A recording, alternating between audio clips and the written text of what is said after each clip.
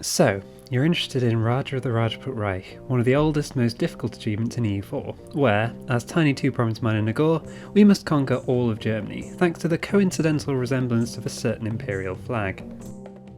Historical plausibility aside, this is certainly one of the toughest achievements in EU4's roster, ranked as very hard by the wiki. So how on earth are we supposed to conquer Germany as this flavourless, sunny Indian sultanate with subpar ideas and a worthless mission tree? Well, what you could do is spend 100 to 200 years slowly conquering India, building up your power base and getting ready to move into Europe by around the 1700s.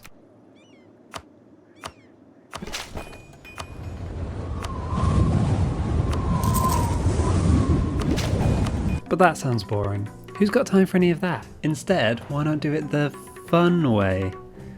While Germany may seem far away at first, trust me, 4,000 miles is nothing for the mighty nation of Nagor.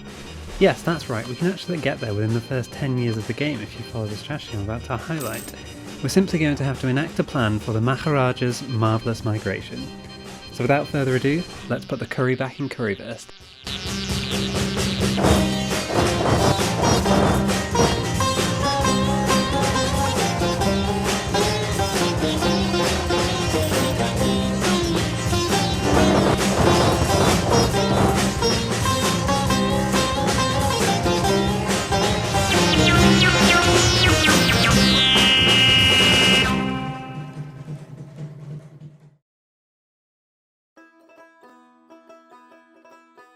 Now, since every single game of EU4 is different, unfortunately I'm not going to be able to give you an exact guide that is guaranteed to work every single time, though hopefully with a bit of luck, or luck, you should mostly be able to follow the strategy I'm about to highlight. Just remember that not everything is always going to play out the same. It's sometimes important to think on your feet and use your own initiative to do what will work best for you in your game. So, at game start there's a couple things to do. First of all, check if Delhi is hostile or not. This has only happened in a couple of my test runs, and if it does happen you'll need to spend a few months improving relations, though this will slow you down significantly, so I'd recommend just restarting. Here is my estate setup. You don't have to follow this exactly, but I would recommend prioritising privileges that give both Diplo Rep and Prestige. These will both be useful in a minute. You can also call a diet immediately, and 9 times out of 10 you'll get a Brahmin mission which can be immediately completed thanks to one of their privileges, granting you a nice 10 Prestige.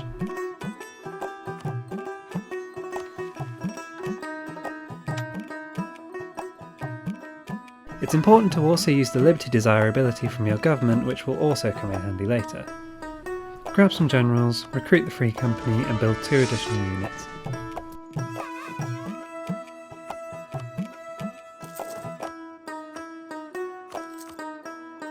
Now, first thing you may notice upon loading in and looking west is that, it seems knowledge of what lies beyond Persia has not yet reached India, which puts us in a bit of a predicament if we want to get over there quickly. Luckily, some of our nomad neighbours don't have such weaknesses. Looking north, we'll see that Moghlistan is willing to give us a royal marriage and an alliance the following month. I would also recommend allying Jaunpur not just for protection, but also for someone rich to sell our institutions to later on. With our Chagatai alliance secure, it's time to send our troops on an adventure.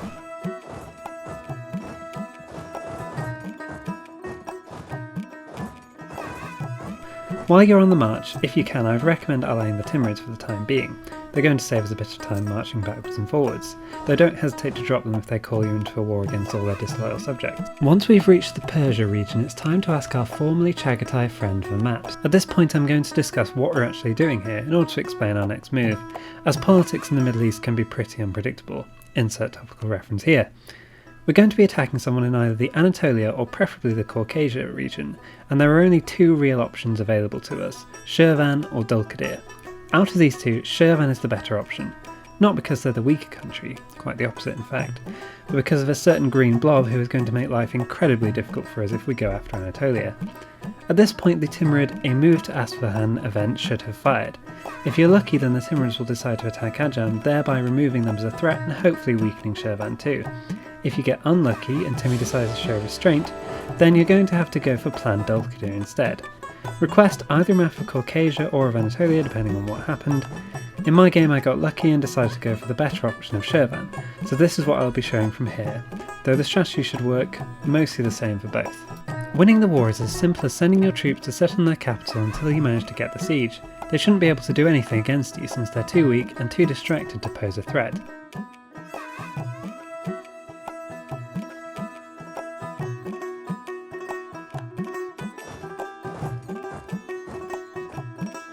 Once they'll accept it, vassalize them.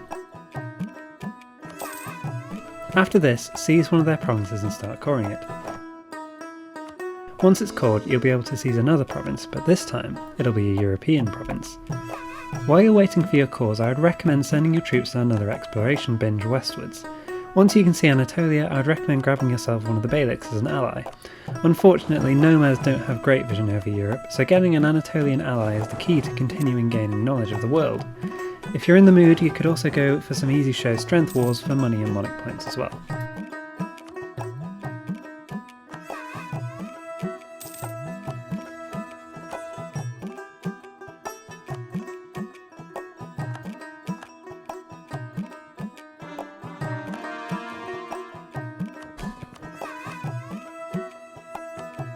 Once your European province is cored, move your capital. We have now officially migrated and are considered by the game to be a fully European nation. I mean, our nation certainly seems pretty European to me. This has one or two effects, but most importantly it allows us to take provinces in Europe the same way we just seized an Asian province from our vassal. You can now probably see where this is going.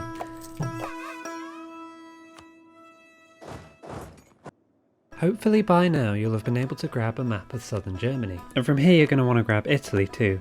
We need to get into the HRE, and unfortunately that isn't such an easy thing to do. What we need is a nation weak enough for us to beat, who either borders the HRE or is allied to someone who also either borders the HRE or is inside it themselves. Bologna is usually a good bet. There's also East Frisia if you're quick enough. Other options include Provence or even the Pope if they happen to have weak allies. Once the Shadow Kingdom fires, you should have plenty of options. Remember, all we need to do is either acquire a single province that borders the HRE or a single HRE province, with the former being the more ideal option. Luckily for me, when my explorers arrived in Italy I noticed that Bologna wasn't in the HRE and had no allies, which made them a very easy target. As I predicted, just as I was about to finish the war, Ferrara attacked the weakened Bologna.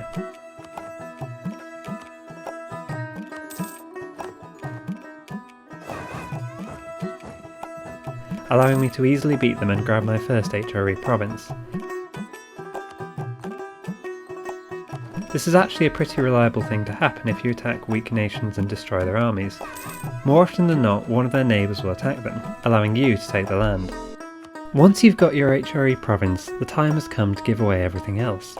We can't just move our capital into the HRE unfortunately, so you're going to have to sell/give away/accept roll demands on each of your old provinces. If it's your only province left, then your capital will immediately become your one HRE province, finally making you an official prince of the empire. If you were lucky enough to get a province bordering the HRE that isn't actually in it, all you have to do is move your capital, then join the HRE the normal way, by improving with Austria, thereby allowing you to keep your old provinces.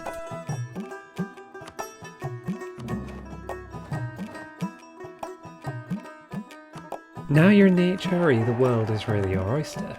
You can play tall, grab allies, and even go for emperorship if you wish. The choice is yours as to how you want to play it, but I can give you a few more tips as to what I did. Although I did say earlier that the Nagori mission tree is worthless, there is actually one incredibly helpful bonus for us right at the start. If you can get up to 40 prestige, annulling rivalries and peace deals is a good way to do this, you can pop the first mission, granting us minus 15% AE impact.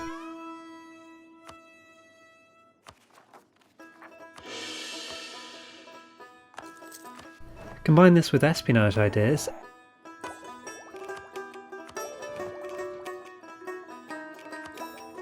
and the age ability, and that's immediately minus 45%. If you get up to 100 prestige, and get lucky on the Curia controller,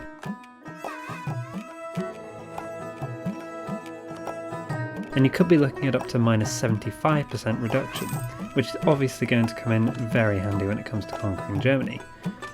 Bear in mind it's important to complete this mission before converting religion, since doing so will instantly set us to minus 100 prestige.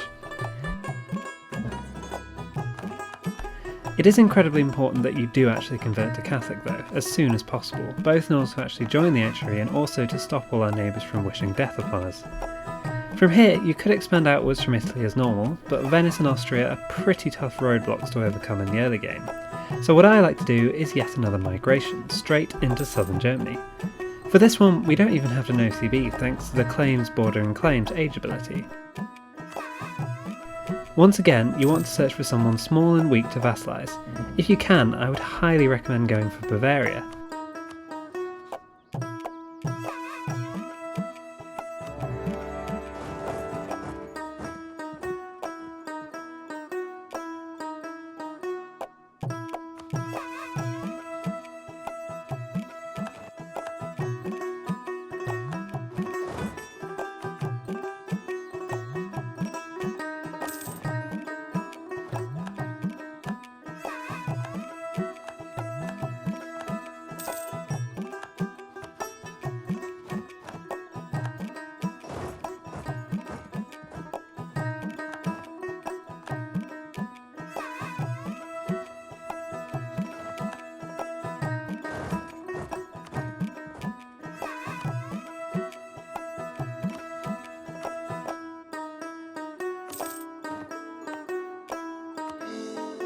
If you can get your hands on a Bavarian province, you can flip culture and actually form Bavaria.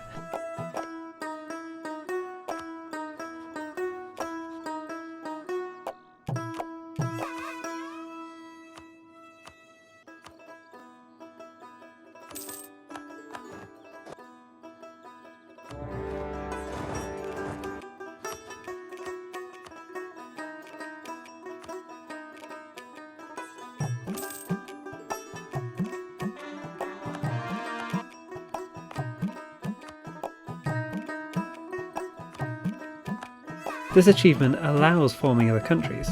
This is amazing not just for the fantastic Bavarian mission tree and idea set, but also because the decision immediately annexes any and all of your Bavarian subjects to you. And from here, all you have in front of you is a normal HRE game. I'd recommend PUing Austria and dismantling the HRE, but what you do from here is really up to you. This is the method I chose, and I ended up conquering Germany by 1540. So that's about all I have to say about this achievement. I do hope some of these tips have been useful. If you follow my strategy and form Bavaria, you'll easily be the strongest nation in the HRE, and conquering it all from there is just a case of waiting for your AE to take down. As I said at the beginning, every game is different, so don't be upset if not everything goes perfectly right away.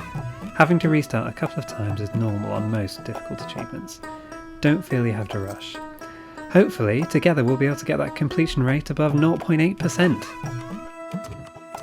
If you've made it this far into the video, I want to thank you very much for watching.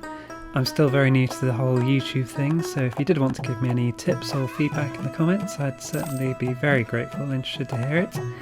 If you want some more advice on where to go from here in the game, then I could do a part 2 if people are interested.